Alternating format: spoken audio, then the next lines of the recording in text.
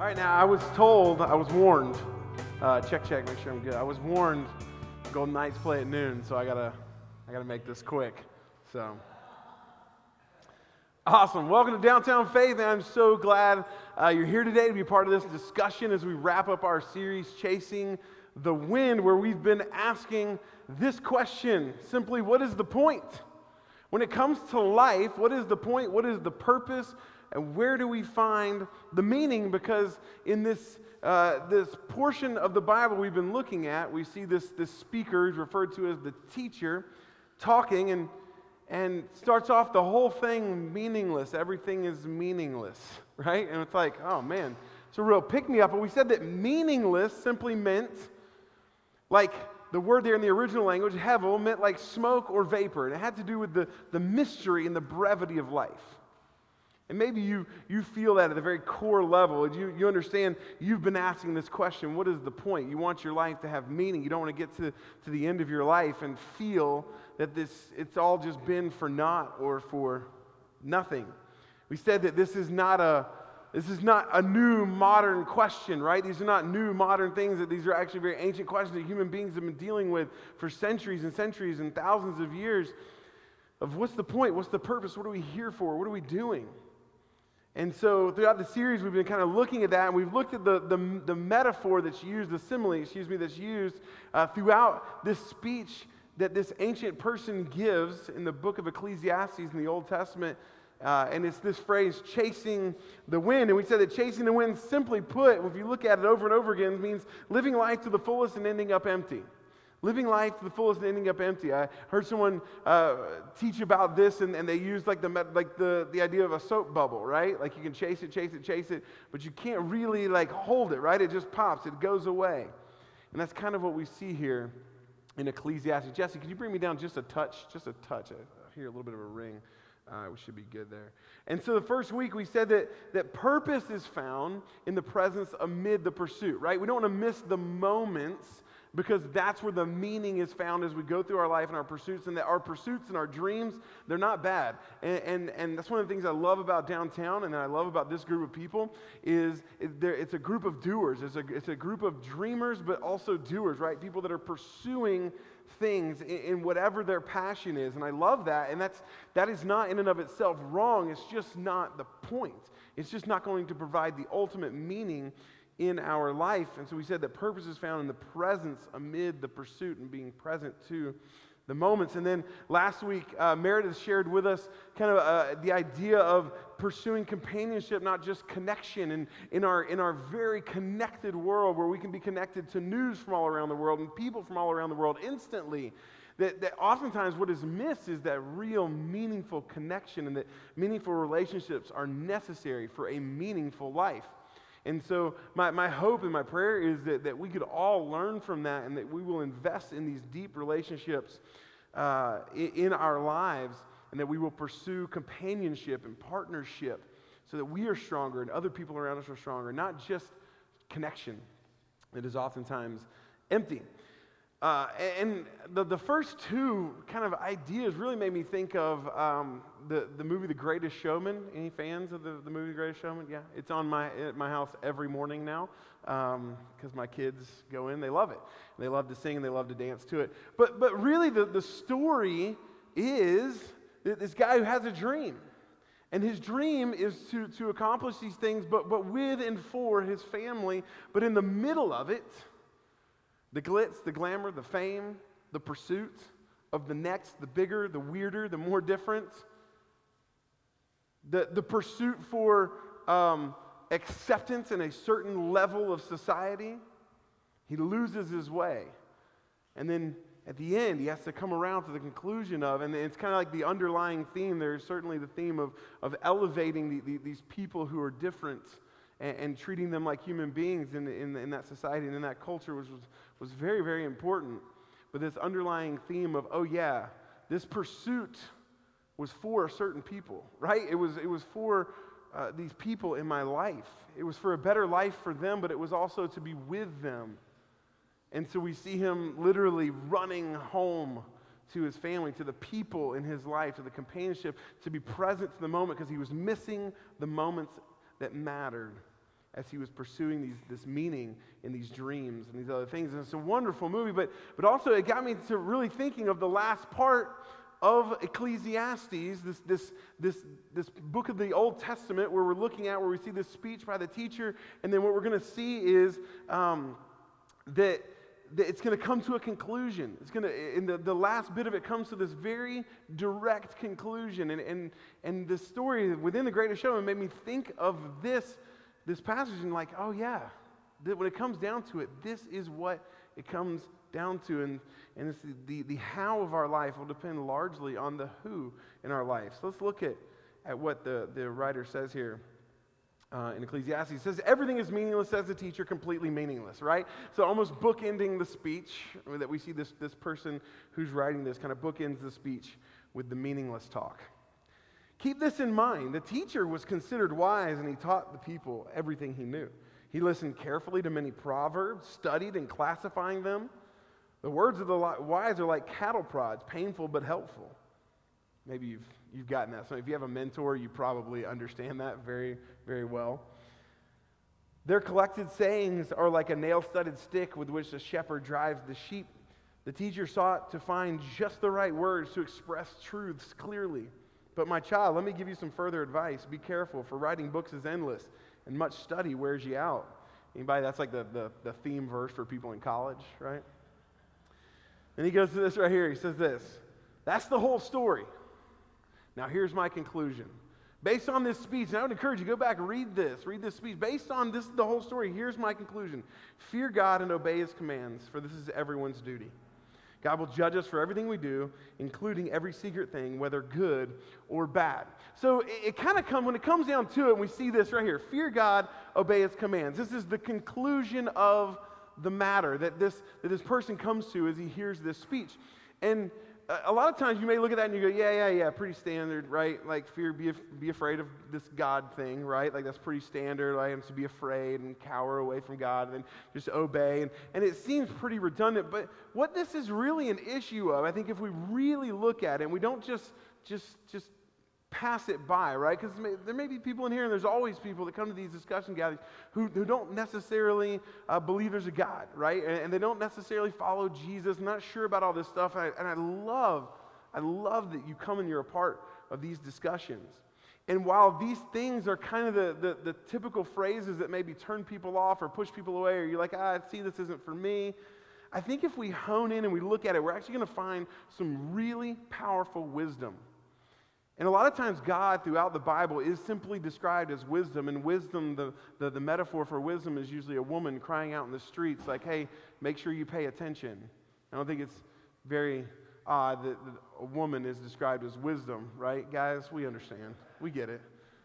And so there's wisdom here for us, whether you believe in God or not. I really think there's some things here that we can all talk about today, and that we can all contribute to, and that we can all learn from, some wisdom.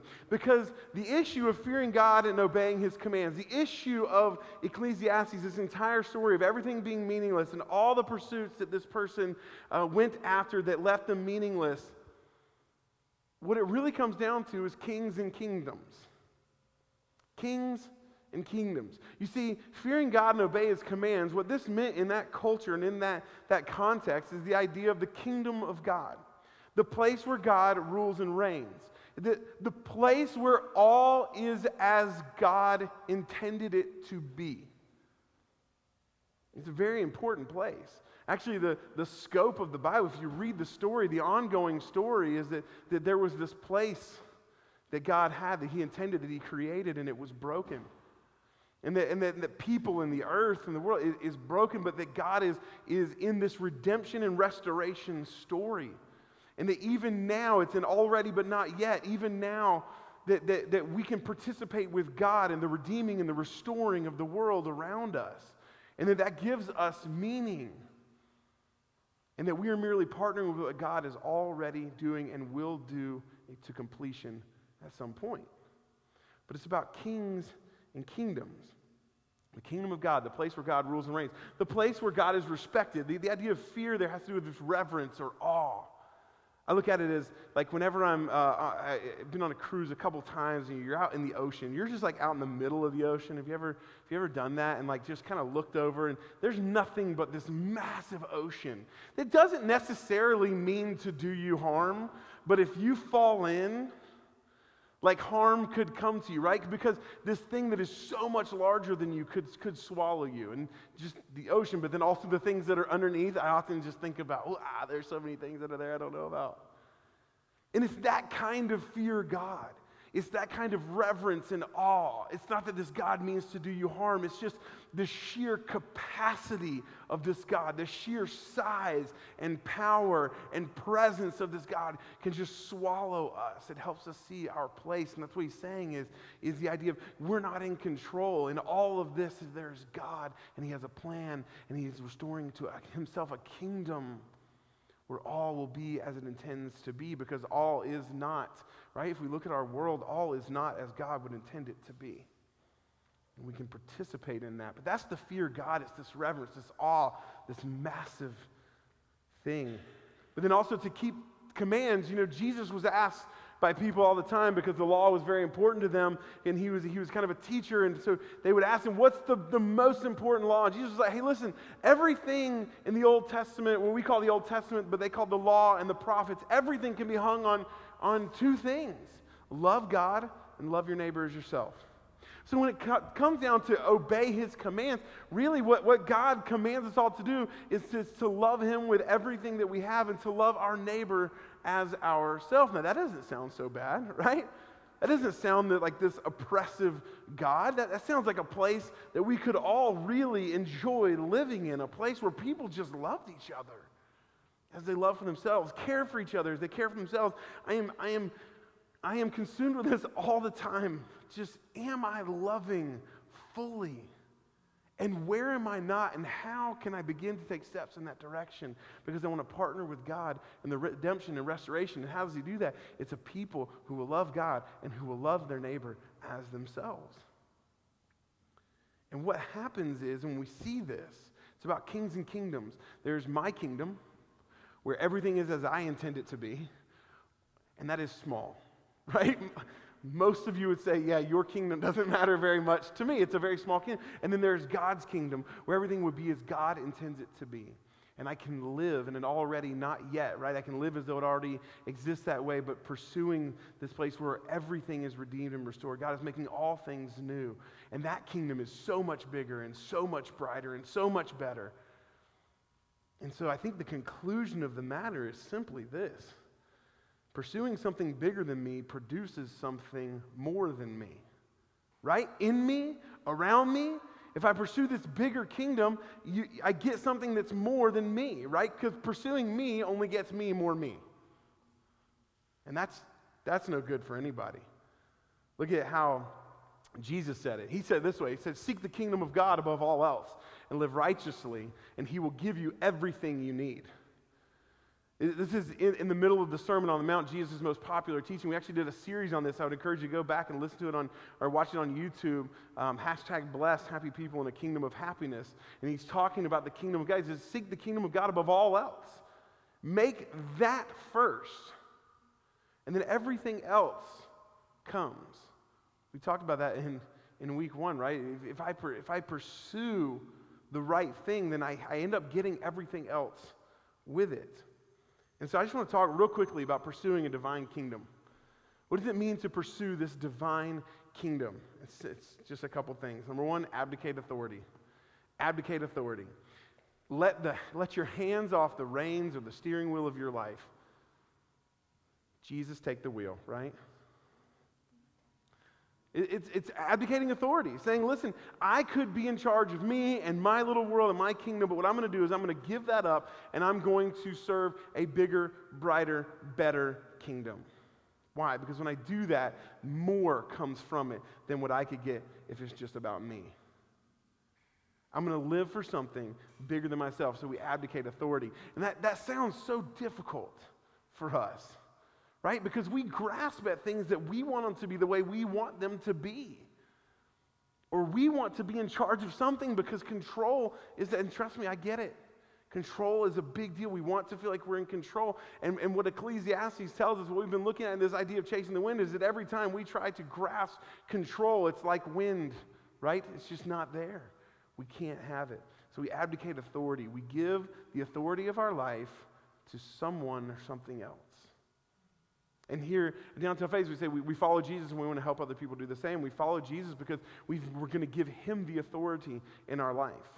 We're going to follow Jesus because we believe that the kingdom of God is found in Jesus, and so we want to live in that kingdom. We want to live that direction in that way, and so we follow Jesus in loving God and loving others. And we give him the authority in our life. And I can tell you this, there are times in everyone's life who follows Jesus where there is what we understand that Jesus wants for and from us, and there is what we understand what we want for and from us, and they collide. And the idea is I abdicate the power and position that I have as ruler of my own life, and I say, no, Jesus, I'm going to give that to you. Why? So that I can better love God and love others and bring the kingdom of God here and now to the people around me and in my community. Next, activate adoration. This has to do with this love of God and this love of others. And it's active.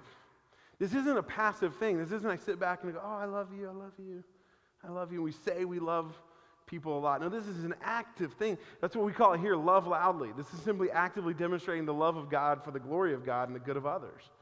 Right? It's the obeying God's commands. It's the loving God and loving others. And that looks like some practical things. It's why we highlight our laundry project. It's a tangible, active way for us to go into the community, to sit with people, and to say, we love you. We don't know you, but we want to know you. We want to care about you. You matter to us. It's why we work with our partners at Caridad, right? Because they're on the streets, actively showing love to people and saying that you matter, you're a human being, we want to do something for you, and we want to show you the love of Christ. It's active. It's active when you go to work to that person that you cannot stand, that person you butt heads with all the time, to be able to say, I'm going to love them, and it's going to be the hardest thing in the world. But I'm going to actively demonstrate God's love. Because guess what? We're very unlovable, and God continues to love us. So can't we do that for the other person? But it is an active love. Pursuing divine kingdom is simply giving up authority to someone else. Many of us here say that's Jesus in our life, and we don't do it perfectly, but that's what we're pursuing. That kingdom of God lived out in Jesus. And then it's actively loving other people, showing our adoration for God and for others. Jesus put it this way in Matthew 10. And this is pretty much, if you look at any spiritual faith tradition, ancient tradition, some guru is going to say this, right? If you cling to your life, you'll lose it, but if you give up your life for me, you will find it. Jesus said, listen, you can live your way all you want, but you're going to lose. You're going to lose out. And maybe you feel that. Maybe you're there in your life. Maybe you've experienced that. And you go, yeah, man, I've done it my way. I've lived it my way. And it's just not working out. And Jesus said, okay, well then lose your life, die to yourself, and give up your life for me. And guess what? You'll find it and you'll discover it. And that's the way forward. That's the way to pursue something bigger than me, producing something more than me in my life. I recently heard a talk on this, and the guy it hit me so hard as this leader who had achieved all the things that everyone in the room listening to is looking at this guy going, yeah, that's what we think we want with our life. And he said, I got there to that place, and I went, what? That's it? That's it? And he said this is the conclusion he came to. There's no end to the sad discontent of making you the mission of your life. The only thing more terrifying than dying to self is living for self.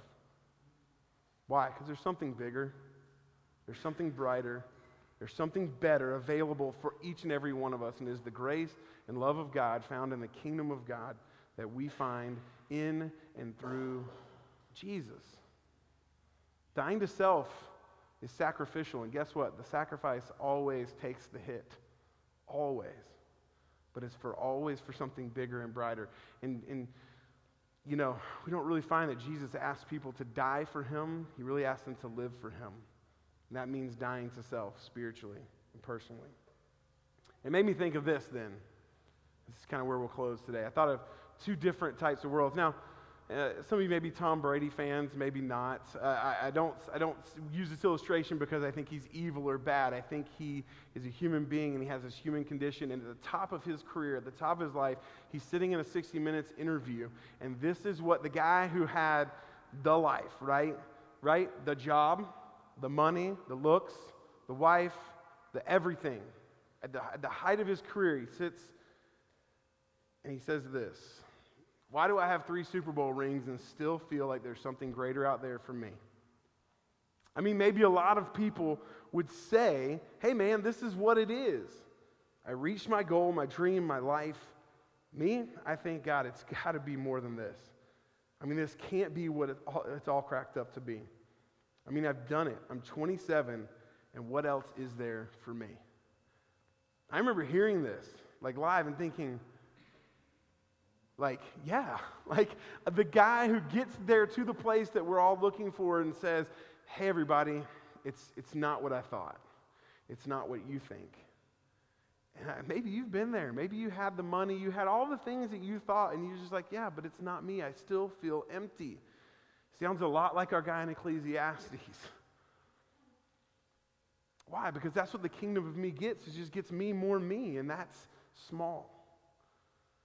But then contrast it with a guy, again, who actually died at about the same age. At 29, he was a missionary who was intent on flying a plane into a place where they'd never heard about Jesus, and they were cannibals. And so he and a team of men, they did, and they were killed and eaten for it. His wife goes in years later, does the same thing, and the entire tribe turns to Jesus and follows Jesus. And this is what that man said as he was doing this: he is no fool who gives what he cannot keep to gain that which he cannot lose. That's a different perspective. It's a different thing. It's something that is bigger and brighter. And it's available for all of us. A life where we pursue something bigger than me so it can produce something more than just me. And I believe when we follow Jesus, we get there. And so I want to talk about that today. I want to discuss what it looks like for us to maybe give up ourselves and live for something bigger than ourselves.